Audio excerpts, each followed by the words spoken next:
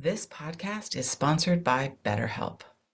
After experiencing trauma, I went to therapy, and my therapist guided me through a difficult time in my life. They helped me understand what was happening and provided me with tools to cope and find my own strength and resilience. Their experience and compassion were invaluable and enabled me to rebuild my life and move forward. I strongly believe in the power of therapy to help people through difficult times.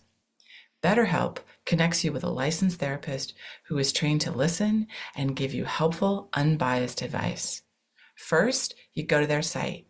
You can use my link, betterhelp.com/resilience. You answer a few questions, and BetterHelp will match you to a professional who has years of experience helping people with struggles just like yours. Let BetterHelp connect you to a therapist who can support you, all from the comfort of your own home. Visit betterhelp.com/resilience or choose podcast, then notes on resilience during sign up and enjoy a special discount on your first month. People are messy and things happen. And we all seem to be able to understand that we're not functioning very well today because we all stayed up late to watch our team in the playoffs last night.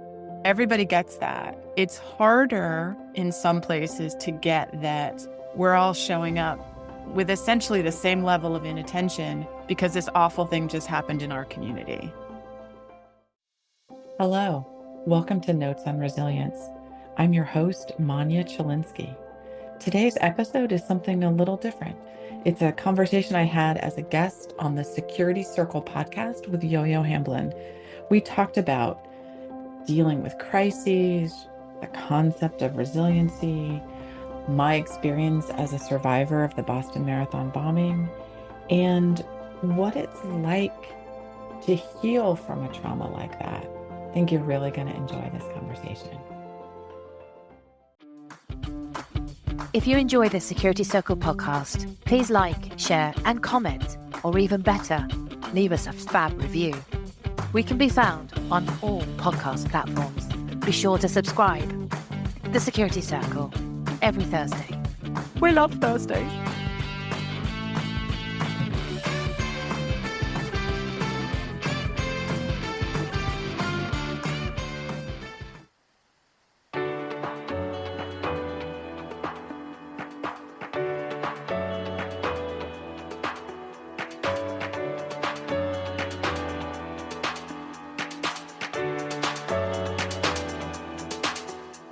Hi, this is Yolanda. Welcome to the Security Circle podcast.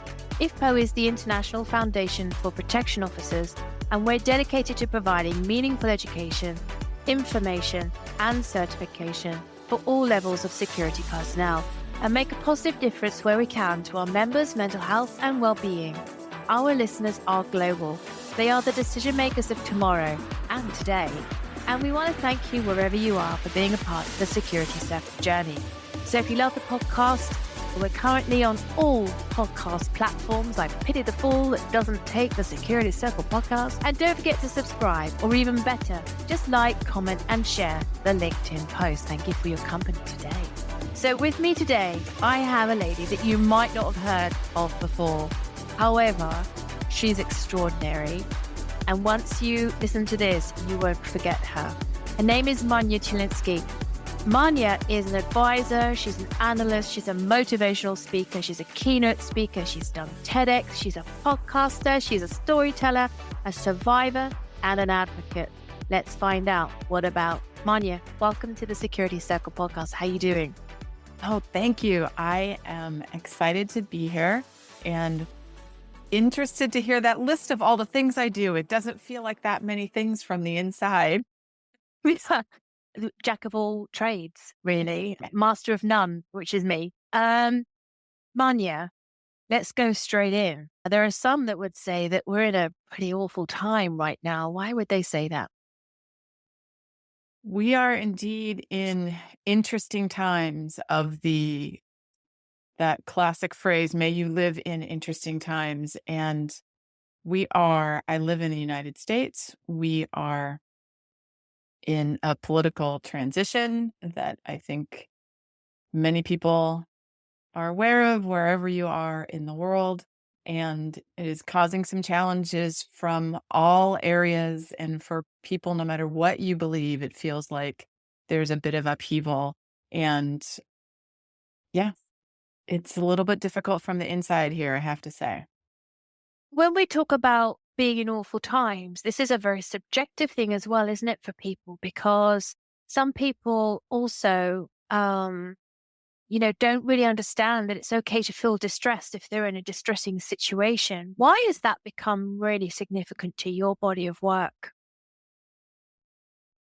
Well, you're right to say that people are experiencing this differently. I have my own political views. My friends, we all have the things that we believe that's different from what other people believe. And we all experience it differently. And that is so true of difficult things in general. As we're talking right now, the Los Angeles area is dealing with the aftermaths of these just horrific wildfires that have impacted thousands upon thousands of people. And, those folks are probably not paying attention to the political environment right now. And they're probably not paying attention to many things in their lives that might otherwise be important as they're dealing with this. For those of us in other parts of the country, that might feel completely distant, and we don't know anybody in California. And so that's unfortunate, but it doesn't mean anything to us. So we all bring such different perspectives. And that is how I guess I want to pause here and say, every once in a while, I hear somebody say that they're surprised that we miscommunicate. And I will tell you that I am not surprised we miscommunicate. I am surprised that we ever communicate effectively with each other, given our different perspectives on everything and the different ways we look at the world. And I think right now we're in a time where it is particularly apparent how differently we're all viewing what's going on around us. It's interesting that you brought up the LA fires. A pal of mine, she literally messaged me last week and said that there was a fire behind our house the other day. I mean, it was put out and extinguished very quickly. But what if it wasn't? What if it was one of those very big ones where people have described they literally have 4 minutes to grab whatever they need to grab and leave? And I was having a chat with friends over at ladies' games night on Friday. And I was having a chat with the ladies and I said, I think the worst thing to happen is for your neighbor's house to catch fire and you being it's not like it's, you've caused your own house fire. It's your own fault. You didn't do those checks or you knew that plug socket was dodgy, whatever. It's like when someone else's house is on fire and it's going to have an impact on yours. I think that's utterly terrifying. And I think certainly in my circle of friends, we've had a chat about the impact that just something that would affect a whole community and greater in one instant. It's very unusual. And I think the Panhandle in Florida had this when it was the elections and they were having to face Hurricane Milton and the other one. I don't know why I can't remember the other one because I was there and they weren't thinking about how they were going to get to election booths. It was the last thing that they were thinking about. How do you get involved, in your body of work, your practice around, helping people to survive these types of very deeply impactful situations? You said a word that is really important about your friend's experience, that it was terrifying. So from the outside, someone might look at that experience and say, well, your house is okay. So you should be okay. But that is an example of how widespread the effects of a disaster like the LA fires that we're talking about can be. You can be in a position where you are physically safe, but you are afraid that you are going to be impacted. And in this case, the tremendous Santa Ana winds were a factor. I know people who were petrified of the wind during that whole week because what if it means that my house, my neighborhood is going to burn?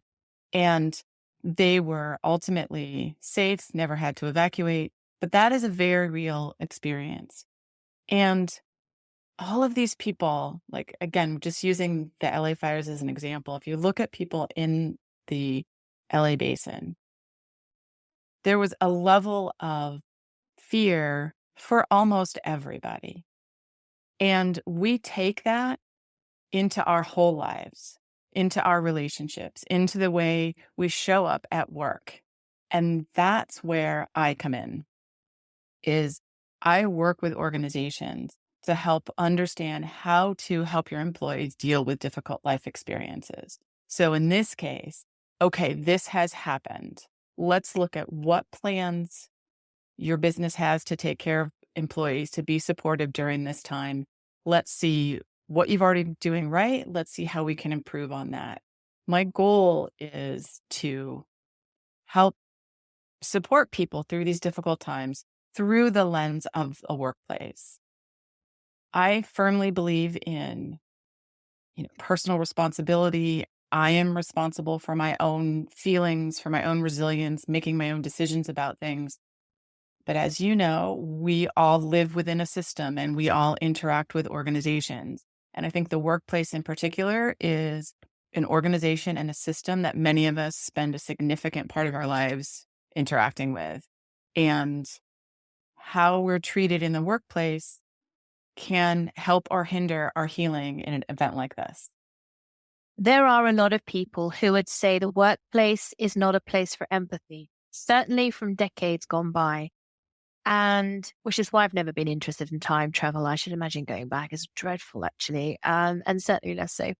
But if we look at now and why empathy's become important in workplace, in management styles, help us to understand how you involve empathy. And give us an example of maybe an organization that you worked with where you can anonymize the name and where they were in pain and how some of the practices you deployed, you were able to address the core issues and help them see, the light at the end of the tunnel. One of the core issues is that I see workplaces are a community. The workplace is a place where everybody has come together for a common goal. So I think in the past, we didn't look at workplaces as communities. It was a place that you came to earn money, do a job, go home, and live your life. As the world has changed, as generations have come into the workplace, it is much more a place where people are looking to make friendships, where people are looking for empathetic leaders. And I think we need to be embracing that the workplace is a community and the culture of your workplace. So whether or not you specifically think you have a culture, your workplace does have a culture. And so is that one where people care for each other and take care of each other in difficult times, are supportive of whatever experience, because we all bring our human selves to the office or to the Zoom meeting. Most do, some don't. Most of us do. And people are messy and things happen. And we all seem to be able to understand that we're not functioning very well today because we all stayed up late to watch our team in the playoffs last night. Everybody gets that. It's harder in some places to get that we're all showing up with essentially the same level of inattention because this awful thing just happened in our community. I was thinking this morning, we are so afraid of the word trauma. It's not a nice word. It's not nice to experience trauma. The aftermath is incredibly difficult.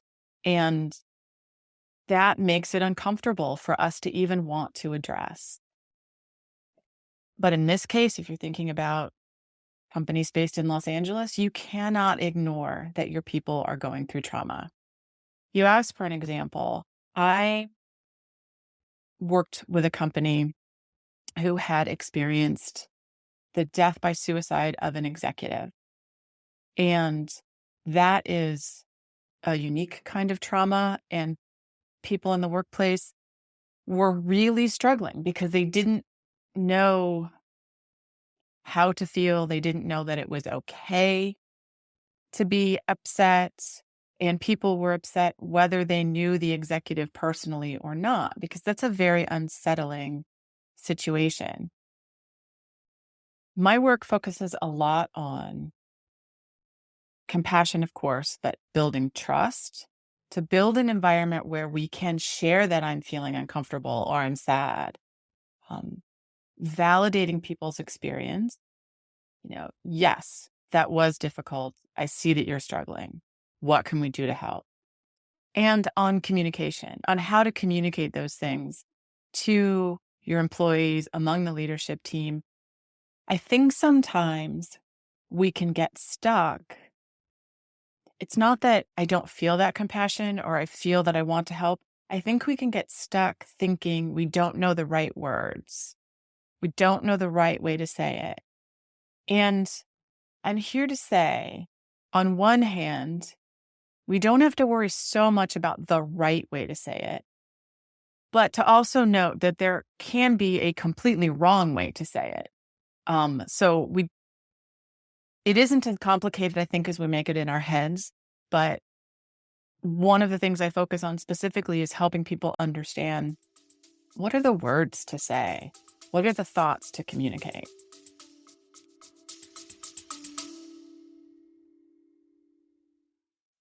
Hi, it's Manya. You're listening to Notes on Resilience, conversations about leadership, recovery, and how we show up in the difficult moments. If something here hits home, or if you're navigating a crisis, or you're seeing something in your team you want to talk through, I'd love to hear from you. You can get in touch at my website, manyachylinski.com. Now, back to the episode.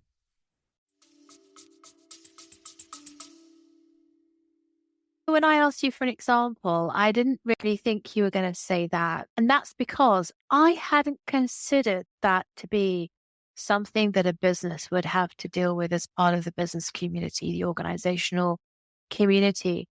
What other sorts of examples have you got?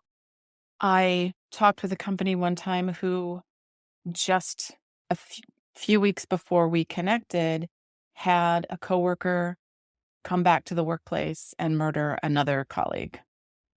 Wow. Okay. That was very difficult for all of the obvious reasons to deal with, because that was actually a trauma that happened in the workplace.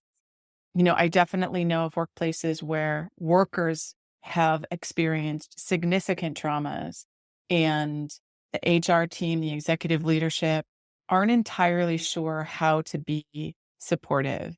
They're coming at it from a place of compassion and wanting to be helpful, but fearful, again, of saying the wrong thing, of doing the wrong thing, and wanting to make sure they fall on the right side in terms of their legal responsibilities as a workplace. And that is also something to take into consideration. That is not what I do. I am not a lawyer. I don't offer legal advice.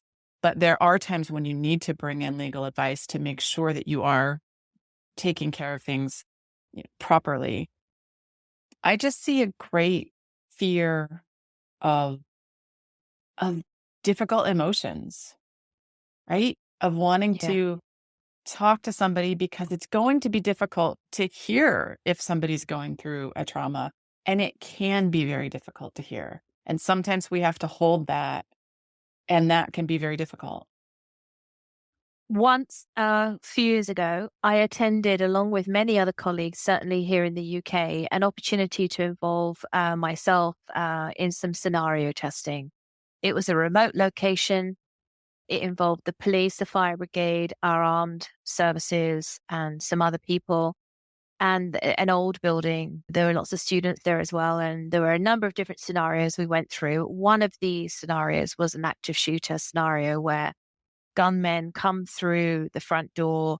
They make their way upstairs into the central office location. The idea is to kill as many people as possible. All of these scenarios certainly help our security services and policing services understand how humans react, because we weren't told what was going to happen.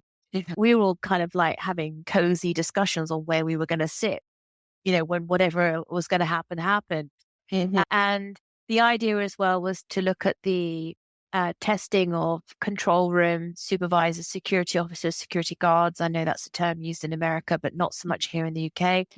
And looking at responses to ultimately test the resiliency of a group of people, normal people in an office, to see what would happen after a few scenarios. There's no doubt about it. I wasn't so much affected later because this was just scenario testing. I was a bystander in one, I was an observer in another, and there was another one. But every time that alarm went off, it affected me. When I heard that alarm, the building alarm go off, there were some couple of years later, and I heard an alarm just like that. And I was triggered immediately to this kind of run, hide, escape kind of mentality. And I was thinking, crikey, it made my heart go, and I went all hot, and it brought back all of those. And I'm thinking, this was just practice, Manya. This was just a scenario to see how I would respond, how my people that I was with would respond, how the security services would respond. Imagine if that was real and there's real bullets going off and real people getting murdered. I don't know how one ever kind of gets over that. And I guess that's really your space, isn't it, really? It is. And on one hand, I want to say to you, I also don't know how people get over this. But on the other hand, I do know.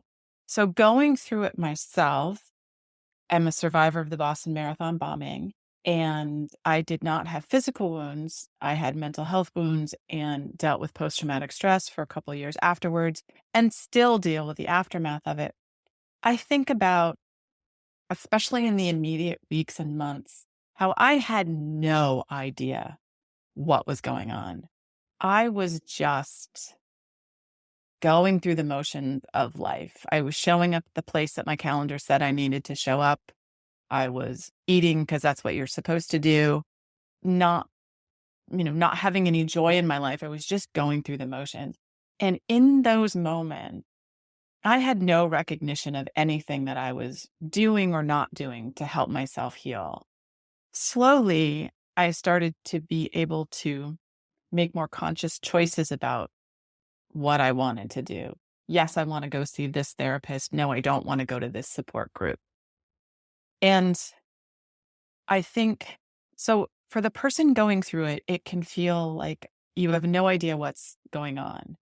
From the outside, what we see is a person tapping into their resiliency. They're tapping into their social network. They're doing the things that they know that make them feel good. So maybe that's a yoga class for one person, or going running for another person, or swimming for a third person.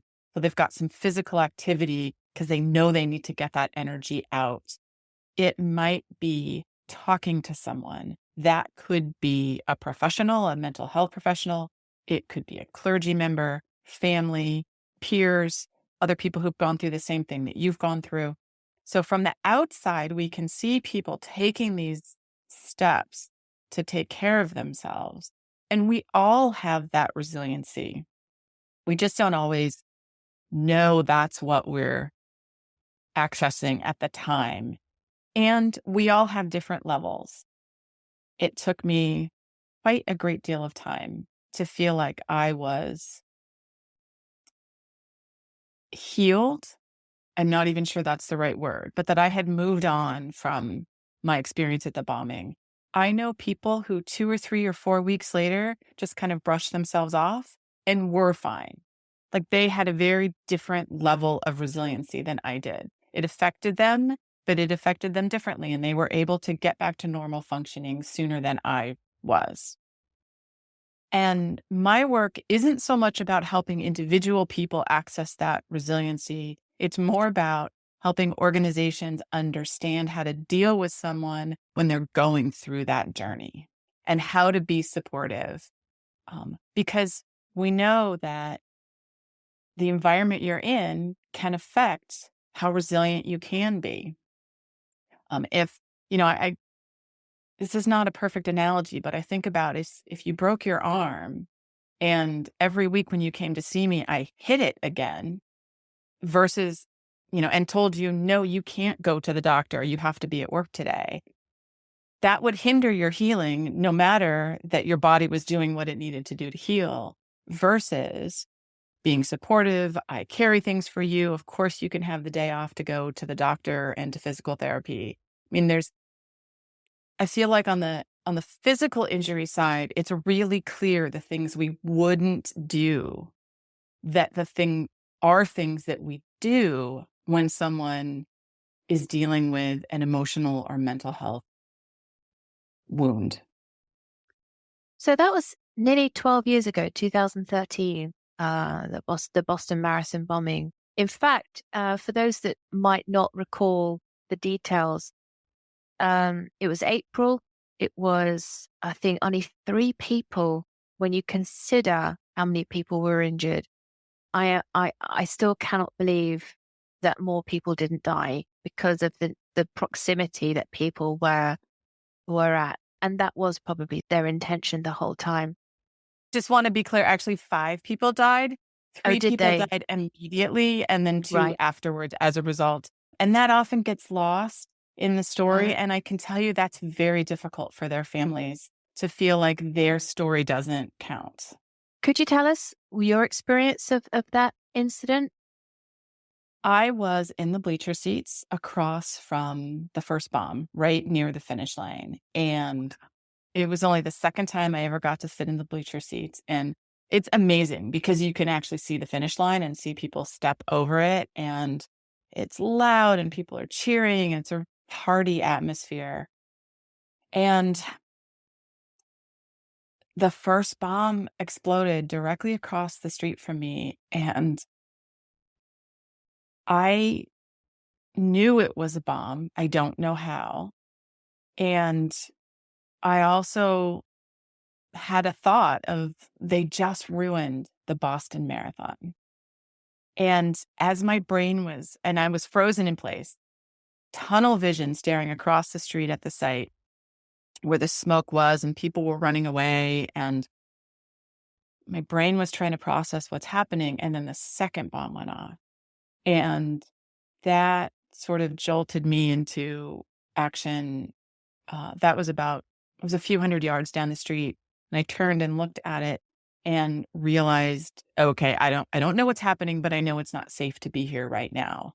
So we need to get out of here. And that's when my friends and I evacuated. And we were in bleacher seats, and I just took the straight route between where I was sitting and the top of the exit stairway, which meant I was stepping over all of everybody's seat.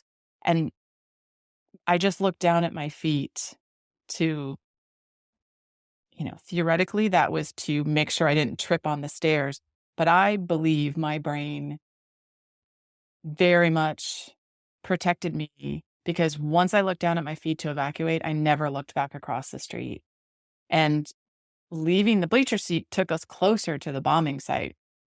And I have seen videos since of what happened, and so I can tell you what it looked like. But that piece of it is from videos, so similar to other people's experience. I did not look across the street once I evacuated. And I think about that. It was either 12 or 15 seconds between the first and second bomb, and I was rightfully afraid that I was going to die. And now I think about other kinds of tragedies, using the fires in Los Angeles as an example, and think that some people's experience and some people's utter fear lasted for so much longer. Fear for their own safety, fear for their homes. Once they did evacuate, they were still fear. And I just think how similar our experiences are and how different in some ways as well.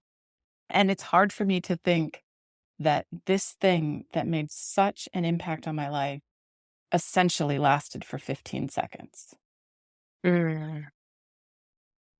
Yeah, God, it makes you very grateful, really, hearing you, that you think, oh, I've never had to really go through anything quite like that, Manya. I should imagine there'll be a lot of people, I know a lot of listeners are ex-military or they're ex-policing. So PTSD and other types of trauma and mental health really factor very, very deeply within our security community. When you look back now and then you look at your journey of healing, at what point did you realize, I'm not kind of doing so great? I think maybe I need some help. Was there a turning point? There was a turning point, and I will tell you that my understanding is that my experience is a little bit unusual in that it typically takes people a little while to understand. And by little while, I'm thinking weeks, months before they recognize the impact on their life. I actually phoned my doctor's office to make an appointment the week after, 1 week after the bombing. There was a moment of silence at 2:49 p.m. on the following Monday. So 1 week later to think Remember? about and honor those who were lost, those who had very serious physical injuries. And I turned on the TV for that. I watched the mayor, I watched the ceremony. And within a half an hour of that, I was on the phone with my doctor's office saying, I need help. I don't know how to deal with this. I was not sleeping very well. I was eating, but I wouldn't say it was, I was eating very well. When I did go to sleep, I was having nightmares. And I just felt I have no idea how to deal with this. I felt guilty that I walked away and so many people did not walk away. And I felt like I didn't have a right to be upset because I didn't have any physical injuries. So all of that, add on top of that, that I wasn't seeing conversation about the mental health side of the impact. And that's so true in still today, in all of these tragedies. We don't spend a lot of time in the media talking about the mental health impacts this is going to have on the people who are involved. And so I felt isolated. I felt like I witnessed a murder. That was awful. But from what I'm seeing on the news, everybody else who witnessed the murder is fine. And what's wrong with me that I'm not okay? And all of that put together is what caused me to reach out on the Monday after. And that's when I discovered that there are emergency mental health appointments. And I was seen the next day, less than 24 hours after I called. And that was the start of many, many visits to the therapist and work with counselors and trauma counselors in particular. I guess really that translates very nicely into an organization, doesn't it? The work community again, where you're going to have a number of people who will feel very close to the incident, and there will be some that would even feel guilty for even having strong feelings because the perception other people have, well, you hardly knew him or you didn't even like the guy. Now you can imagine these comments, right? You didn't like, yeah, but that doesn't mean to say that you can't be very negatively processing something that's happened to somebody. Right. And another thing to remember is that a tragedy like this can bring up memories, feelings, difficult emotions for someone who's gone through a previous trauma or who is dealing with mental health issues. So they might not be directly impacted, but this is a reminder of the trauma that they experienced, or they're already struggling to manage their life in the world right now. And this is just one more thing to add to it. We have so many different levels of experience and so many different levels of people who are impacted. And it's really easy to forget that ripples out beyond just the people who lost something. And we don't do a good job of talking about it in the media to help people understand that it is absolutely normal to be distressed after something awful happens.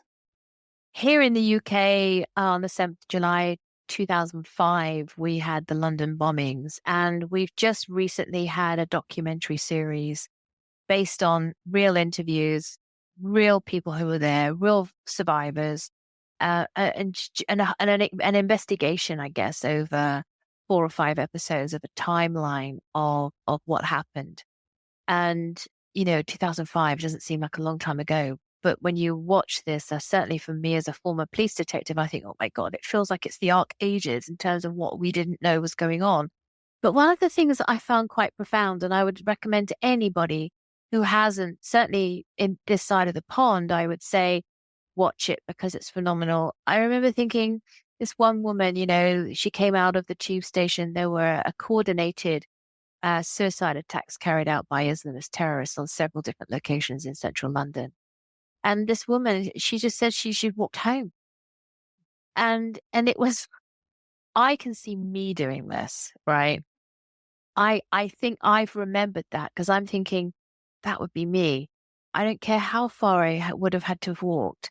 I would have just walked home because, the hanging around in the chaos that with other people distressed and potentially injured even, with no disregard for even my own, what I need physically or whether I'm injured or not. I just think my natural instinct is to leave the immediate area. Yeah. And go home. And I know from watching this that's a very, I wouldn't say it's a common, but I think it's a one that's relatively well known in terms of the responses. And I think potentially knowing how we would react in a situation like this is important for oneself. What would you say? I would say it's important. I would also say that it's okay to not know how you're going to react. Even people who've been through traumas before, and each one, if you experience, is different. And if you are someone who is trained, a first responder, someone in the military, you've got specific things that you're trained to do or not do in a circumstance. That's a little bit different because that, I think you have a little better sense of how you might respond. Yeah. I think for the general public, we might think we know how we're going to respond, and we may in fact, but we also don't because we say that again. Most of us have not experienced these kinds of things before. So you're presented with it anew, and your body, its whole job is to keep you alive. So for some people, that means freezing in place while you try to figure out what's happening and which is the way to run. That's what I did. For others, it is walk, run, skip, jog as far away as you possibly can the second something happens. I know people who that was their response in the bombing. So there are ways that I think we like to think that we would respond, but in the moment, your brain is responding to, I need to keep you alive, and this is what we need to do to keep you alive. And you're not always going to be able to predict that. Even if you've gone through a trauma before, the next one that happens to you will be different, and you could respond completely differently. That doesn't mean it's not worth it to think about how you might respond, to be in the theater or the airplane and figure out where the exits are, and to do some level of preparation. But I think we don't know until the moment that it happens how we're going to respond. In 2017 here in the UK, we had the Parsons Green train bombing. It said overground. It was overground at the time, like a metro train and underground tube.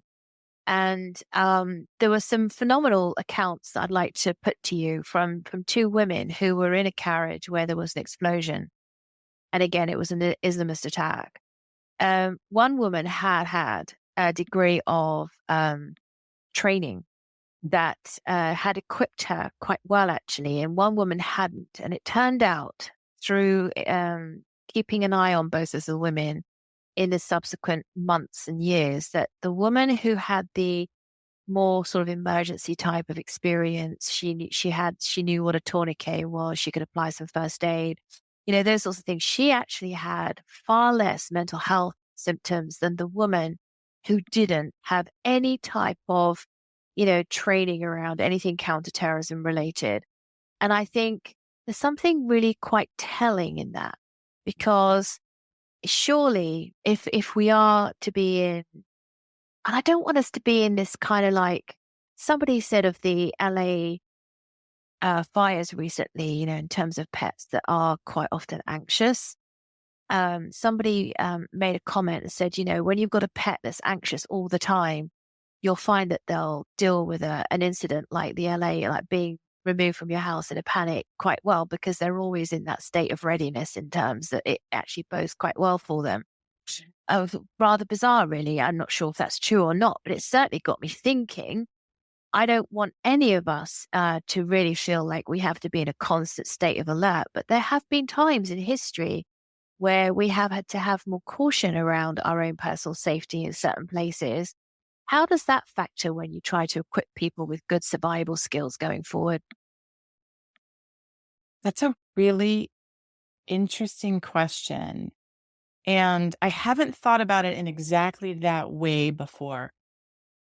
One way I have thought about it, I've had conversations with members from the Red Cross and other emergency managers talking about bringing the public in to assist after a tragedy. So something has just to pick the bombing, for example, somebody asked me if a police officer had gotten your attention and said, "Can you help this woman?" And, showed me someone and said, "You need to hold X," or "Can you just talk to her?" or something like that. How would that have changed your Mm. response? And of course, unfortunately, the answer is I don't know how it would have changed. But that is something I know that first responders and others, it's on their mind of, if you can get someone involved to help, then we're not in that loop of, this is this horrible thing that happened. I don't know what this means. What do I do for my life? All of those things that go through your mind. It's, this horrible thing happened. I am now helping this woman. Like Right. the act of helping can take us out of our own experience. But I don't have the data, personal or otherwise, to show if how that makes a difference on a large scale. You know what? We don't have to have all the answers here, Manya. It's just a thought provocation, I think. I was sitting here as you were talking, thinking, would it take the guilt away? Would it take that whole, why did it happen to me? Would it take away the whole, I feel bad that I could make it out and I felt helpless. I couldn't do anything. Would it take away all of those feelings for different people that would be very powerfully subjective, and help them to feel, actually, I was a part of helping and being relevant to somebody else's life and in the moments that they needed someone the most? I think the answer is, I think it does. And if you look at how we as individuals respond when tragedy happens to somebody else, what are some of the first things we want to do? We want to give money. We want to find out who is going to be supporting them.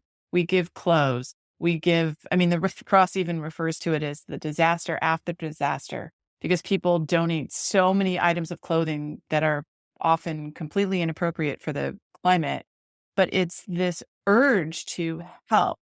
And I think what you're saying is kind of the same thing. If maybe that helps take away some of that guilt and, Mm. and, also just wanting to help each other. But I don't know. It's a good question. And I feel like there just is so much support and love given after events like this. It doesn't always reach the people who need it, but there is such an outpouring after big newsworthy events that I can't help but think that plays a role into it. The way it helps us feel plays a role. Yeah, I do too. Take us through what the post-disaster mental health act is. So that I worked on with my then Representative Ayanna Pressley. I have since been redistricted by like 3 blocks. Um, And she and I worked together to expand mental health coverage after emergencies. So in the United States, governors or I believe mayors can declare a state of emergency or a major disaster. And those designations are largely economic in the amount of damage that has been done and the number of people impacted. And until this law was passed, mental health support was available anytime somebody declared a major disaster. So think Katrina, think 9/11. It wasn't available for a declared emergency. The Boston Marathon bombing was declared an emergency. Earlier fires in California, not this one, earlier fires had been declared an emergency. These fires had been declared rightly a major disaster. But anything that had been declared an emergency, they were not eligible for that mental health crisis counseling support. So this law effectively just corrected kind of a technical problem with the law and just said that anybody who declares an emergency or a disaster is eligible to get that mental health support. And that went into effect, I believe it was January 2023. So that has been helping people, hopefully helping the mental health of survivors after emergencies for the last couple of years. In fact, Travis Frayne, who follows you, is one of the ways that we were connected initially. And that's how I found you, really, probably through him. Was involved in one of the one of the big terrorism incidents. I think it was London Bridge. Mhm. And I say I think it is only because it's a long time ago since I've spoken to him. And in fact, he was on the Security Circle podcast. Oh, it's just such an amazing podcast. He takes us through his moment-to-moment recollection of what happened when a vehicle drove into him as he was walking across the bridge. And he also tells a story about how, I always say King Prince Charles, because we've always known him as Prince Charles, but how our king, when he was Prince Charles, went to visit him in hospital. He's the co-founder of a group in the UK called Survivors Against Terror, because there was such a lack of, money and provision for survivors and those bereaved as a result of any terrorism acts in the UK. He's been campaigning so hard to get the recognition for that support that he actually ended up winning an OBE. I think he's actually working in the royal household at the moment in Lancashire. I think he's just got a job up there. But anyway, he does link us both. And it's surprising, isn't it, really, that there's a lack of provision for survivors for such critical times in their lives. Travis does such important work, and it is an honor to know him. We know each other through an organization called Strength to Strength Global, which is for survivors of terrorist attacks. And I will tell you that one of the reasons I gravitated toward this group was specifically because they care about whether or not you have a mental health injury. You don't have to have a physical injury to be your passport into the organization. And I've met so many other amazing survivors through that group. And it's interesting to me that, we've talked about events that were 20 years ago, 12 years ago, many years ago, and it feels like we're making slow progress in maybe changing some of this recognition, like the Post-Disaster Mental Health Response Act. Okay, that made a shift, a small shift in a certain number of types of events. And, I want it to bring more recognition and validation to the mental health side of things. But I think about what's happening in Los Angeles right now, and I cannot imagine how survivors are going to get support, because it's such a broad number of people who've been impacted across cities. The state is involved, the federal government is involved, private charities are involved. So I think about the fact that we don't do a good job talking about the mental health side of these things. We don't seem to have a coordinated approach to how to deal with the aftermath of these. It feels like there are certain groups of people who know how to do these things, but each community kind of figures it out on their own each time something happens. And we are perpetuating uneven responses where people who are fully deserving of support and, perhaps money to continue to live their lives aren't going to get it because they don't know the right person to talk to or the right organization to connect. So the more and more these things happen, the more I see that the system isn't working, like that we are individually trying to fix things when they happen, but we can learn so much from what happened before and what did and didn't work and who was and wasn't included and who Yeah. was able to get support and who wasn't able to get support, that I want to see us finding a way to fix that going forward. I remember we had some flooding, very, very, but we've had quite a lot of flooding here in the UK actually. But I just remember seeing this woman on TV and everyone in the community, their houses flooded, for a meter or so. And of course, everything on the ground floor would have been ruined. And people go back to their houses and they realize they've lost everything. And they realize the heating's off. There's nothing they can do. And there's nothing more helpless than feeling like, well, I am in my home, but I can't live here. And there's no one to help me. And I just think there is no magic wand, really. The people I saw on the news today returning into Gaza where they had to flee, and yet they don't know they're walking 10 miles north to complete and utter devastation. But they were so high in hopes because they could return home. They have no home to go to. And I just think we're treated quite badly as humans, aren't we, really? In terms of, there's nothing. So let's talk about resilience, because when any person has to go through this journey of losing everything, whether it's family and belongings and home, all the things in Maslow's hierarchy of needs, a person's ability to be resilient is tested.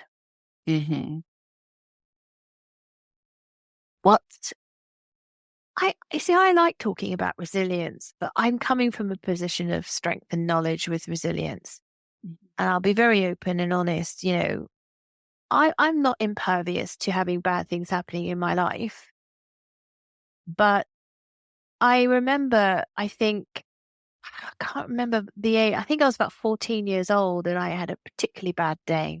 It's irrelevant really what that bad day was about. I had a really bad day. And I stood, at a very busy junction on a road. I wasn't thinking about putting myself in front of a car, don't get me wrong, but I stood there and there was this realization of this kind of, it was such a hard shock of reality that I thought, there's nobody really there for me right now. And I have to be there for me, right? And so I guess really through that process, I've never really thought differently. And so, it makes it really hard to lean on people for help. Yes. Like when people really want to help, I'm like, why do you want to help me? What's the motive? What do you want to do that for? Hey, what's it for you? But no, I'm just kidding. I think I do come from a position of a lifetime of knowing that there's no dependency on anybody else from me.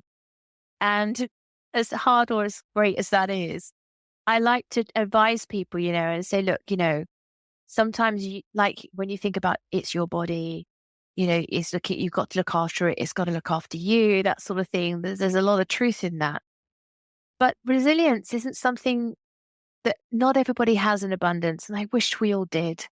And I think resiliency and how people learn and heal themselves out of their position of trauma is it's a tool, isn't it, that we can have that helps us. Yes.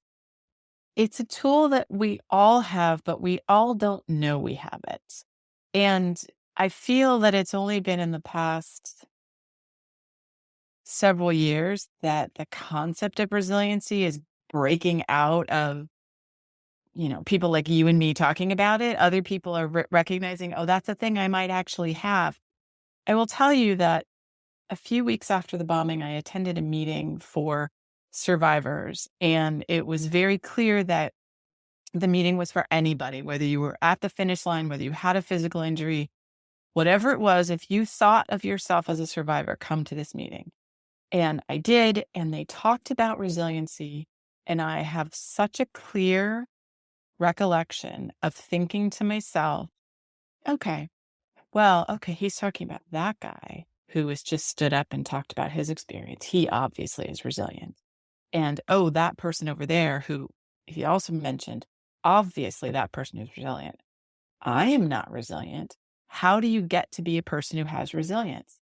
So I waited until the end, and I asked the person who was a therapist, who I waited for him, and said, how come some people are resilient and some people aren't? And can that change? How can I get some of this resilience? Because I had no sense of what it was in the psychological sense. And this person made it clear that I was resilient. I might not know it. And in fact, years later, I know somebody else who was at that meeting, another therapist, who said to me, your going to that meeting was your resilience in action. Not everybody showed up at that meeting. For you, that was a way to get support. And that was your resilience without you knowing it. So I feel like it's this thing, and some of us don't know that we have it. We don't think about it. We've never needed to think about it in particular. And it's something that you can work on. You can work on building those strengths. You can practice. You can, build your social circle to make sure you have people who are around to support you. You can, start all the things that you do to just take care of yourself in regular life are things that come into play when you need that extra resilience. It's funny to me hearing from somebody who has always felt resilient as someone who literally asks somebody, how come I am not resilient? The one good thing is I never did drugs, because what's the point? I was thinking, what's the point in there's not going to be anyone that's going to pick me up the following morning and kick my ass out of bed and say, were you on the lash again last night? I created boundaries, safe boundaries, very Rapunzel-y type boundaries though. Those boundaries go higher and higher and higher. I become unreachable after a while. What can I say? Manya, thank you so much for sharing your insights on the Security Circle podcast. It's been a pleasure. Oh, thank you. I've really enjoyed our conversation.